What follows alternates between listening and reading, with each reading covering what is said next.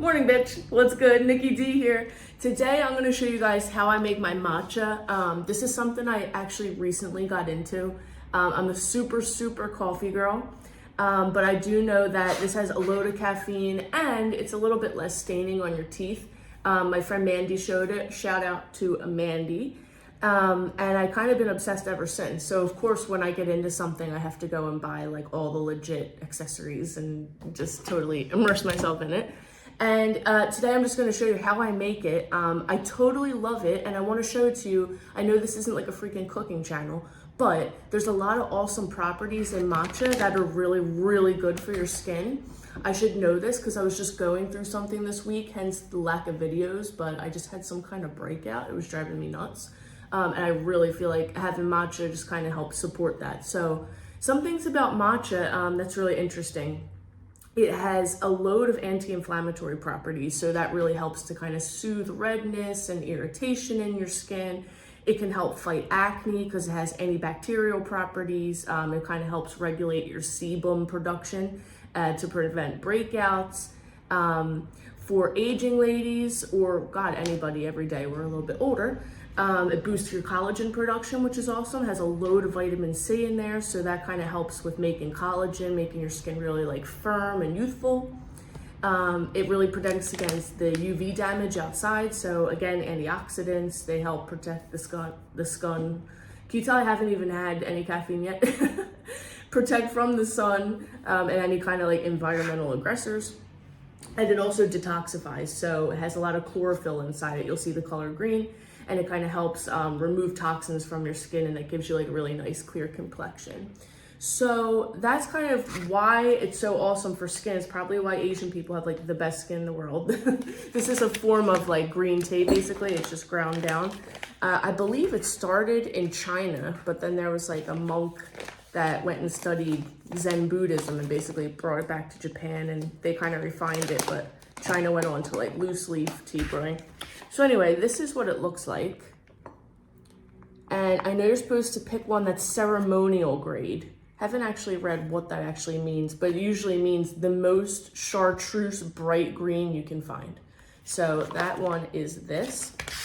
And then here, I'm just gonna tilt this down so you can see all my little gadgets. Aren't they cute? So here you have your chawan, which is your bowl, okay? And this thing is called a kaisen naoshi. And this is what keeps your chasen, this is your little whisk, in shape. Isn't that cool? So I did have a bamboo one that I bought, but a lot of people stress that mold can grow in them. And there's really no way to like dry up in there. I mean, I guess you could get some Q-tips out, but this is a silicone one. So I think this is gonna be a much better choice. Then you have here, this is just a sift, but they call it a furai or a furai, and that'll list right here. And then this is a chashaku.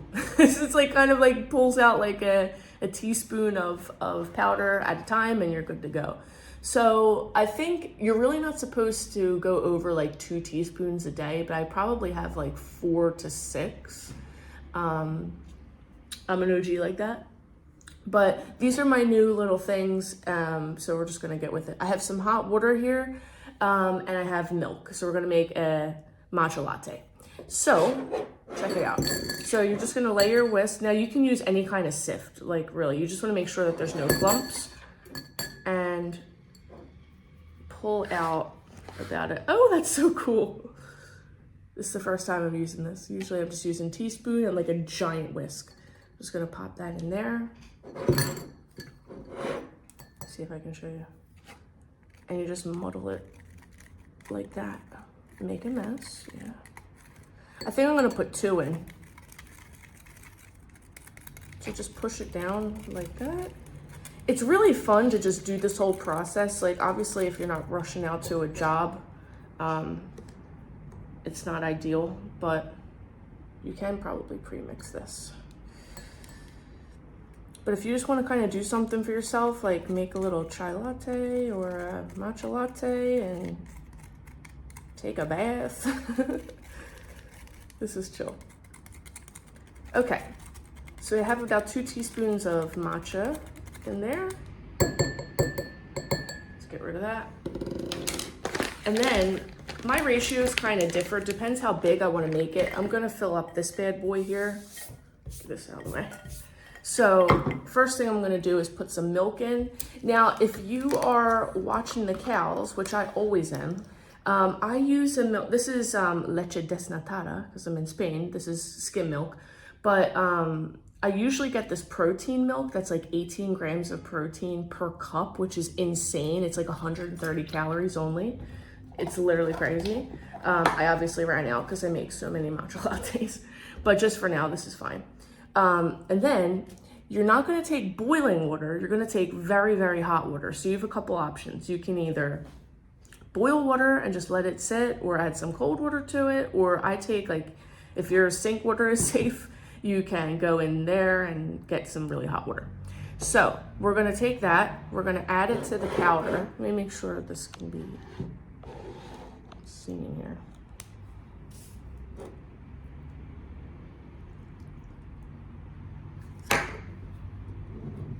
And you basically make like an M shape with your wrist. So instead of going like in circles, just kind of go up and down.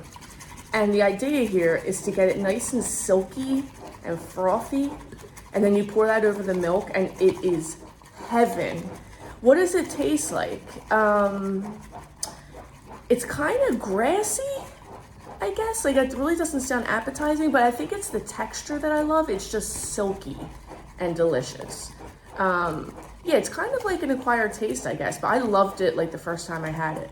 Now, a lot of people, they get kind of crazy with it and they're like sticking fruit on the bottom, and you can mull some like strawberries and put that down. The first time I ever had it was in, there was like blueberries on the bottom. Literally crazy. Oh, nice. And you just pour that over there.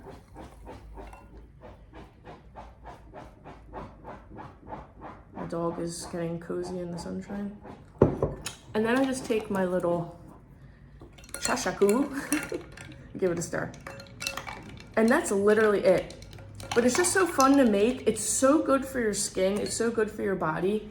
Might want to give it a try, or just try one. I've never really given it anything that's like popular. I don't go for, you know, like when Breaking Bad came out, I like refused to watch it, for example, until it's not popular anymore.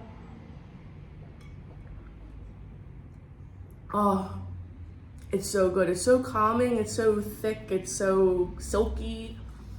Super good for your skin. I'm obviously like rocking right now, thank you God, but I really feel like this had a lot to do with it. And of course, if you don't want to do milk, you can just do hot water and drink it like that. That's like some OG stuff. If you know like Argentinians and their mate, I imagine it's like that. I never had mate. It's probably my next thing.